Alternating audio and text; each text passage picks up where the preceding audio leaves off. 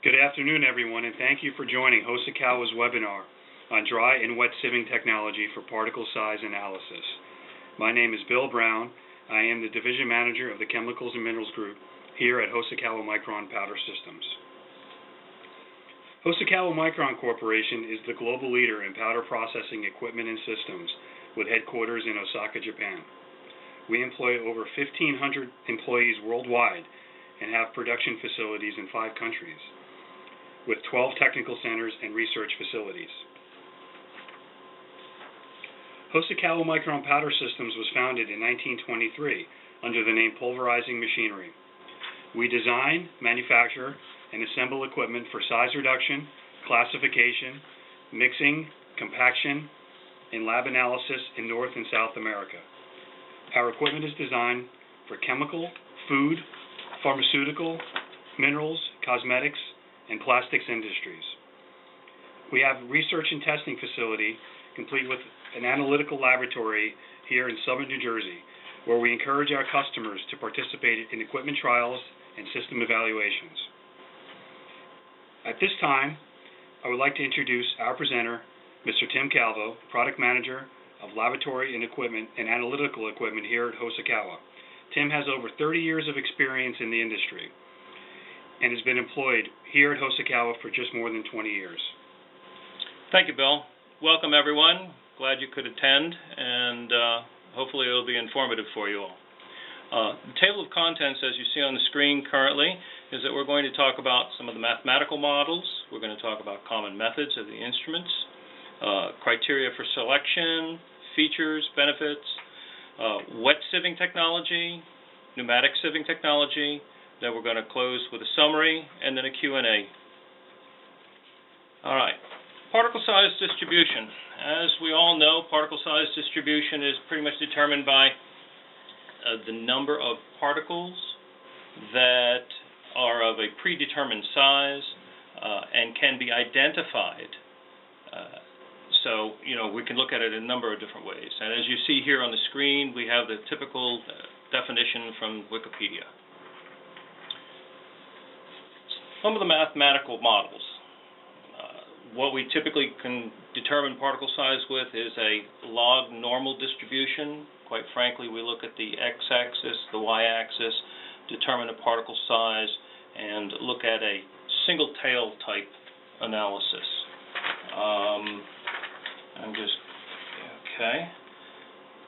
The next size would be here, and that is Rosen-Ramler, which is a well-known, well-recognized formula for determining particle size when 2 points are known. And this is quite useful in determining additional point values. For example, if you're looking for a D10, a D60, a D90, by utilizing this particular formula, you can identify those with just the 2 analysis points from 2 screens. All right, particle size selection. Well, when you're starting with particle size selection, you're dealing with a specific powder range that may have certain characteristics such as friability, flowability, if it's water soluble or even alcohol soluble, liquid, any form. As I mentioned a little bit earlier, the format, you're looking for the median, the mean, the D10, the D97. Many of these values can be determined in the methods that are employed for the actual particle size recognition. All right, some of those methods are basically as we see here: optical counting, which we'll talk briefly about, sedimentation, laser diffraction, electro-resistance, sieve analysis, dry and or wet, and acoustic spectroscopy, Optical method is simply just that. You look at the particles underneath of a microscope, you determine the count, size, and pretty much you've identified your particle size distribution. Sedimentation. This is where we have a particle that is settling in a fluid, which we know the viscosity of the fluid, we know the terminal velocity of the particle that's settling, and at that point we can identify the particular particle. All right, electro-resistance. This has been used quite extensively over the years. However, what we're doing now is just determining the pulse charge of a particle as it passes through an orifice. At that point, you can pretty much determine the size of the particle by which it passes through, and the direction in which it's passing, a pulse rate, basically. Okay, acoustic spectroscopy. This is where we employ sound instead of the light for collecting the particles. It's dispersed in a specific field, and it's measured, as you can see, by means of the chart here. And these are just some examples. Laser diffraction. There are many forms of laser diffraction that are used, and quite frankly, each form has its own method of determining the particle size or determining whether the particle is opaque, solid, hollow. And what's good about this is the fact that you can determine particle sizes as low as, and in some cases today, down to 1 micron or below. Now what we're going to talk about primarily is sieve analysis techniques. As you can see, there are basically 5 key techniques that are used for sieve analysis. The first we're going to talk about is throw action. And quite frankly, throw action has been a method that's been used, for the last, since they were mining for gold. Basically what you do is you have your sample on the screen, and you literally throw it up and down and allow those particles to come in contact with the screen cloth, and those particles small enough to pass through, they pass through by just mere gravity. Horizontal. Instead of throwing, now we're just horizontally shaking the screen. In those particular cases, you have the opportunity of possibly blinding the screen, and hopefully by shaking, you can overcome those. Sonic. Sonic sifting is a little bit different. However, in this particular case, what's occurring is that what you're inducing is a sound wave that has an air generation that passes through the various screens in an upward direction. Notice in that particular case, the screens are stacked. So you're relying on your fine openings, your micron openings of the screens, being at the bottom and the coarse at the top. In a case such as that, you're reliant on gravity to perform the separation. Wet. Now we're going to take this a little bit deeper in wet, because wet technology has been around for a number of years. However, it's been most of the time manual operation, where a technician will actually take and put the sample on the screen, spray water, and then brush the material. Now the problem being with brushing the material is that you're basically causing for attrition. You could be forcing the particles through the screen and not allowing the particles to actually separate cleanly and or just efficiently, simply because there's a mechanical apparatus involved.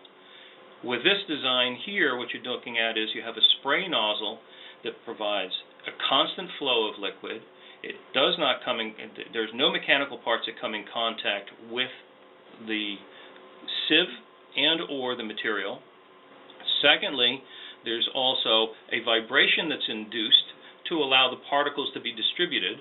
And third, in the case of some materials where films are developed during the introduction of the liquid, there is an ultrasonic that actually breaks that film. Primary difference between wet and dry in this particular case is, now once you've established the amount of overs that are on the screen, overs or particles that are greater than the screen opening, the sieve screen must then be dried and then weighed to determine how much is actually retained to actually determine your particle size analysis. Okay. With the Micron VBL, or Viblet as some people call it, it's designed for easy, operation, and because it's computerized and you can have repeatability from that aspect. You do have the vibration, which can be either turned on or off. What's nice about it also is in some cases that clients use 200 millimeter sieve screens or even 8-inch sieve screens. The measurement size ranges can go from 10 microns to 4 3/4 millimeter. The other nice part about it is the fact that while water is your primary liquid, it can be utilized with other liquids in the event that water may cause for the particles to break down by themselves naturally. Okay, primary applications for wet sieving. Of course, the electrostatic materials. I'm just going to go through these, even though, and I apologize for, reading them off, but you'll find that carbon black, many people use this method to determine the overs because you're looking at the grit in your product. Mineral fillers, precious metals. This is quite frankly, as I mentioned a little bit earlier, similar process gold miners used to use, panning for gold. In this case here, we're using a sieve screen, determining high clay contents, suspensions, kaolins, contaminated soils that need to be identified as what the contaminants have been in the soils, etc. It's a good new method. All right, now we're going to talk a little bit about pneumatic. Pneumatic sieving is such that what we do is we introduce clean air through a ducting and then through a rotating nozzle. This nozzle, located directly beneath the sieve cloth, disperses the material while under negative pressure, which holds the sieve cover in place, and then distributes those particles across the entire cloth, allowing every particle to come into contact with an opening. If the material is fine enough to pass through the opening naturally, it is carried in the gas stream on and out. Typically, the motive force is used or produced by a vacuum. That vacuum then can be adjusted to, by vacuum pressure in the event that if you have a very friable sample, the vacuum pressure can be reduced so that you do not do any initial or inadvertent grinding. Okay, applications for the dry sieving. Typically QC, research, process monitoring, and as well as, in some cases, small-scale classification. Now, the operating parameters to ensure repeatability on dry sieving, as well as wet sieving, is that you need to have a defined, repeatable sample size, your sieving time, your vacuum pressure. In the case of the wet, you can adjust the amount of liquid that's being dispersed on the screen. And then the most important is the cleanliness and the integrity of the sieve screen. Now, what's the integrity? Well, of course, the sieve screen is basically wire-woven cloth. In that particular case is if it has any mars or any imperfections or any waviness, you're going to affect your particle size analysis. Okay? As I mentioned before, your operation for your repeatability, the four basic values: time, sample size, vacuum pressure, and the screen. Analysis time per screen. Now, these are not stackable. You always start off with the finest screen. Is 1 to 3 minutes per screen, and that would be pretty much applicable towards the wet screening as well. We always remove the fines first, simply because fines have a tendency to become agglomerated or coat larger particles, which causes for misinterpretation of the particle size analysis. It's not a clear indication. You're not looking at the particles, you're looking at a coated particle, which creates some issues. All right. The rotating nozzle, typically, because of the air passing through and the jet of air going upward, it dislodges or removes any particle that may be caught in the screen. With the other methods, the stacking screens, even the sonic type screens, there is a great opportunity for the particles to become lodged in the screen and basically skew the results. All right. What's also nice about this particular design is the very small, compact apparatus.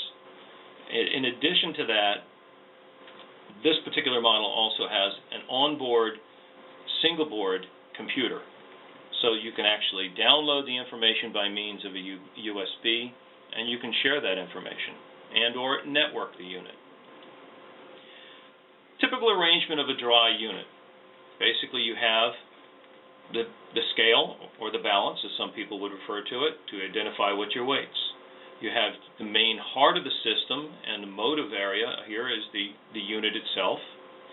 In the event that you wanted to separate the particles, you can incorporate a cyclone, and typically the cyclone efficiency is 98 to 99% at a 10 micron capture.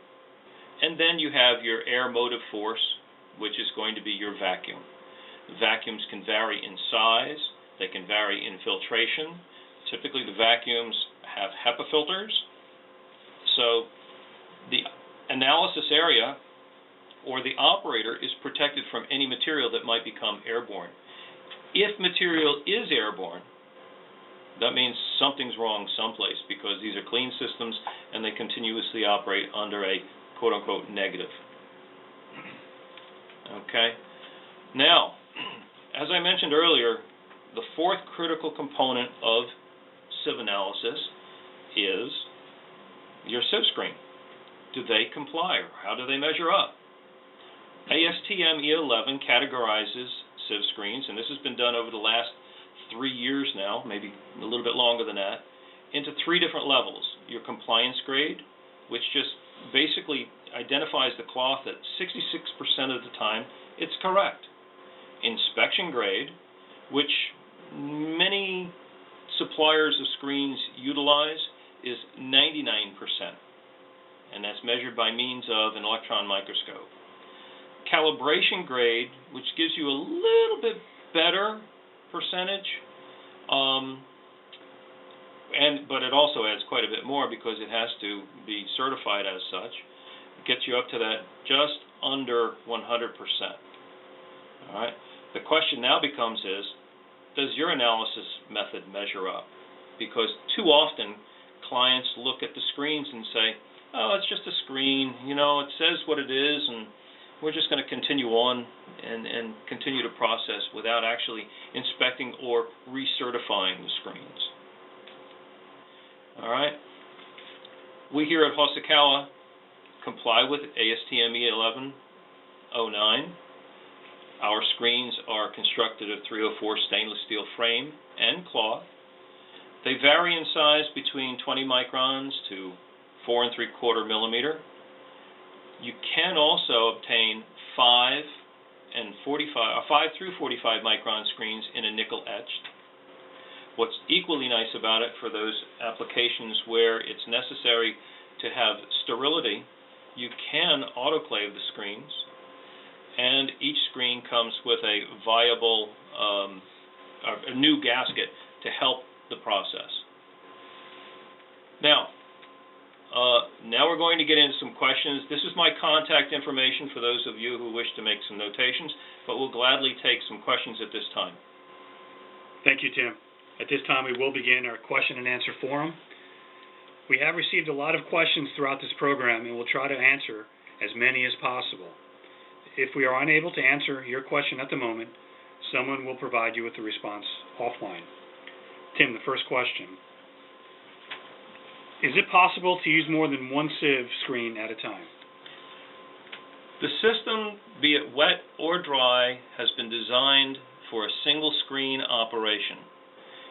However, in the dry screening operation, we have developed a mechanism that allows you to use 3 different size screens at one time. The problem being with the 3 different size screens is the fact that your sample size is much lower. Your sample size on the small screens, which are approximately 83 millimeter in diameter, is anywhere between 0.5 gram to 7 grams. On the standard size, be it 203 millimeter, alias 8 inch, or 200 millimeter, the sample sizes can range, depending upon density, of course, between 10 grams to 100 grams. Next. Can results from air sieving be compared to shake or oscillating analysis? Okay. Earlier in the presentation, I mentioned about the screen stacking. When you're shaking or bouncing or shaking the screens, you typically stack the screens. The stacking arrangement is such that the fine screen is on the bottom, the coarse screen is on the top of the stack. You may have multiple screens in between. In doing so, what occurs then is the fine screens must pass through the entire stack before they're collected in the pan. With pneumatic sieving, on the other hand, we start off, again, single screen operation or using the multiple tray, but single screen operation, typically, the finest screen we start with, we remove the fines, eliminating the potential for cohesion or agglomeration, giving you a cleaner separation, and once those fine particles have been removed, they no longer have the opportunity. So what occurs then is, you will, if you compare the one to the other, you'll actually find that the sample you have just recently ground or received is typically finer than that of the shaking. Alias, you can increase production, you can improve on your yield, you can reduce the cost to produce the material. So no, single screen operation is the only method used for pneumatic. As far as the stacking, the results cannot be truly compared. Okay, next question. What is a typical sample size used for an air jet sieve?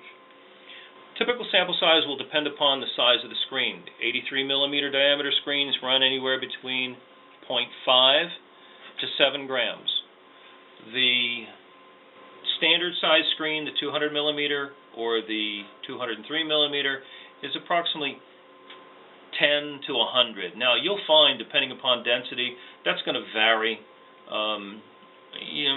Some clients use 25 micron, some clients use 75 micron. It can vary depending upon your particular application. Next question. What is the best sieving method to use for very fine powders? Very fine powders Needs to be defined. Very fine powders, because we all use the term very fine, but terminology is such that down to 20 micron, you're effectively operating with a wire-woven screen, and that is absolutely perfect for that. If you're talking very fine below 20 micron, you might consider wet sieving. That's another application where it can be a high potential for determining good analysis. And or then, unfortunately, we've got to look back at the laser diffraction. Next question, Tim. Will analysis results at one location be comparable to results of the same material but at a different location? Good question, simply because of the fact that we have two different locations. The sample preparation could be possibly different. However, if you're using the same sample at two different locations, you have to look at your histogram of your sieve screen, because ASTM does allow a certain amount of tolerance within the screens. And then you must follow the 4 key factors: sample size, sieving time, vacuum pressure, and the integrity of that sieve screen once again. Okay. How often do you need to clean your sieve screens, and how many times can I use these before revalidation? Well, that's going to be product dependent, because some materials may be oily, some materials may be electrostatic, some materials may have a tendency to just in general cling. Typically, we recommend that the sieve screens be cleaned once a week on a normal basis. However, recertification of the screen is highly recommended at less than 45 microns almost every 6 months, or at 20 micron after 20 uses. So it's a time use probability. The core screens can go as high as 18 months to 2 years before having, reconfirming them, because your weave is much wider. It's the critical levels down below the 325 or 45 micron where you need to have them recertified more frequently, and they should be cleaned more frequently. Nothing more rigid than a typical horsehair China bristle brush should come in contact with the screen cloth. Absolutely nothing. Okay, here. How many screens are needed to get an effective D10, D50, and D90? Okay. Typically, the more screens that are used, the more accurate your analysis is. However, when using the Rosen-Ramler law, provided you use 2 screens, by use of that mathematical equation, you can identify the D10, the D50, the D99, the D87. You can identify any particular range or percentage at that point. So 2 screens would be the minimum if you're using the Rosen-Ramler law. Otherwise, it's whatever you prefer at that point. Does this instrument use only 1 screen at a time? And if no, are stacked screens allowed? Okay. Again, either the wet and or the dry sieving instruments produced by Hosokawa are recommended for use with a single screen. In the case of the airjet sieve, you can use a fixture that will permit you to use a smaller screen that will allow you to analyze 3 different sizes and still maintain purity among the screens. Can you recommend methods for potence containment while sieving powders? The problem with working with potence is that sometime or another you're going to come in contact with the powder. The technician will be forced to either charge the screen or to transfer the material from the screen. We've had occasions where instruments have been installed in glove boxes, and once the instrument is installed in the glove box, it is completely dedicated.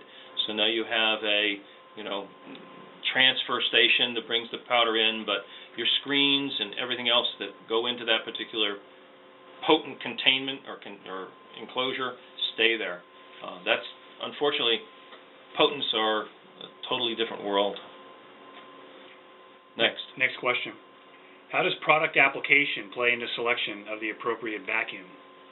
Kind of good, because with vacuums today, their filtration efficiency has a lot to play with the analysis result.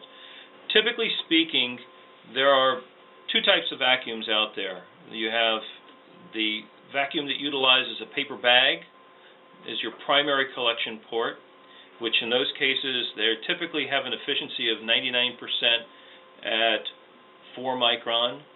Then they have some cloth media and what have you, and then can ultimately end up into the HEPA filter, which gets it down to 0.3 micron for the atmosphere. There are also vacuums that do not utilize paper, because the paper, what happens is, if the material is hygroscopic, the pores become blind. If the pores of the paper bag become blind, eventually the bags will burst. So it can be kind of a messy situation, and depending upon the product that you're dealing with, you may have to, have other measures for cleaning, etc. But typically speaking, we tend to use a cloth media for minerals type applications, simply because of their hygroscopicity, especially like calcium carbonate and things of that nature. But yet for other applications, the paper bag seems to work very fine as your primary collection. Okay. Thank you once again, Tim, and thank you for joining our program today. We hope you enjoyed the presentation. This program has been recorded and will be posted to the Hosokawa website within the next 48 hours. Please feel free to review the recording again and share this presentation with your friends and colleagues. If you have any questions about the presentation or this technology, please contact Tim Calvo directly. Thank you, and have a great day. Thank you.